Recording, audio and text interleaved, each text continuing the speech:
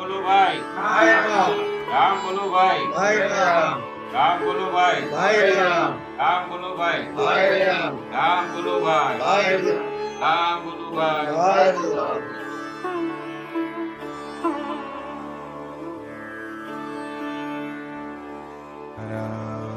શ્રી કૃષ્ણ શરણ મમ, શ્રી કૃષ્ણ શરણ મમ, શ્રી કૃષ્ણ શરણ મમ, જય શ્રી કૃષ્ણ શરણ.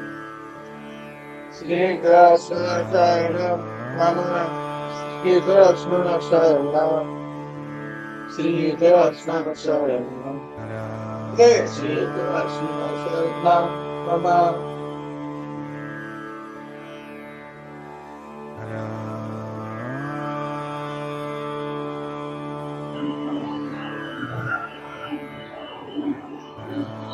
અરે આવું તે કઈ થોડું ચાલે? આ સ્મશાને આવવાનું નાયા વગર જવાનું? પણ અત્યારે ક્યાં કોઈ નાય છે? હાથ પગ ધોઈને પોતાના કામે લાગી જાય છે. અરે પણ હાથ પગ મોઢું ધોવા જેટલું પાણી તો હોવું જોઈએ ને. આ જોવો જોઈએ, અહીં હાથ પગ મોઢું ધોવાનું પાણી નથી. એમાં આપણો જ વાંક છે. આપણો વાંક? હા. આપણો વાંક શું? કા આ વાલજી બાપા ગુજરી ગયા, હવે એના પરિવારજનો એની પાછળ બારમું કરશે, ગામમાં જઈને ગેટ બનાવશે, આવી રીતના કરશે બધું. પણ એમાં ખોટું શું છે? એમાં ખોટું છે ને, વાલજી બાપા આવડો મોટો માણા, જો એના જીવતા એકાદો ચેક ડેમ બનાવ્યો હોત ને અને એકાદો તળાવડું બનાવ્યું હોત ને તો આપણો વારો આ નો આવત ભાઈ. હા સાચી વાત, હા સાચી વાત, સાચી વાત. જય શ્રી કૃષ્ણ. જય શ્રી કૃષ્ણ. કાકા, મેં તમારા લોકોની વાત સાંભળી. આજે મને સમજાણું કે પાણીનું મહત્વ કેટલું હોય છે.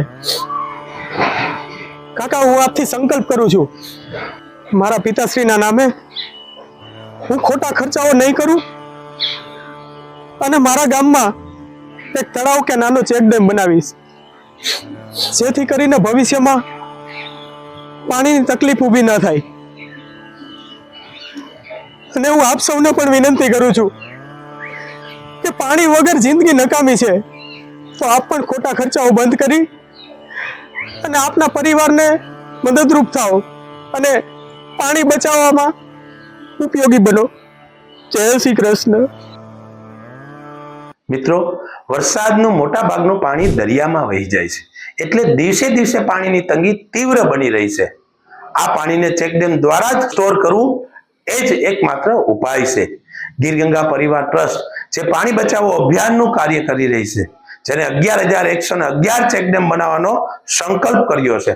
આ સંકલ્પમાં આપ પણ આપને ત્યાં કોઈ પ્રસંગ કે ઉત્સવ હોય તો એમાં કરકસર કરી કે પછી આવા આયોજનને બદલે ગીર ગંગા પરિવાર ટ્રસ્ટને સહયોગ આપી સમગ્ર સૃષ્ટિના જીવ અને પ્રકૃતિની સેવા કરી શકો છો.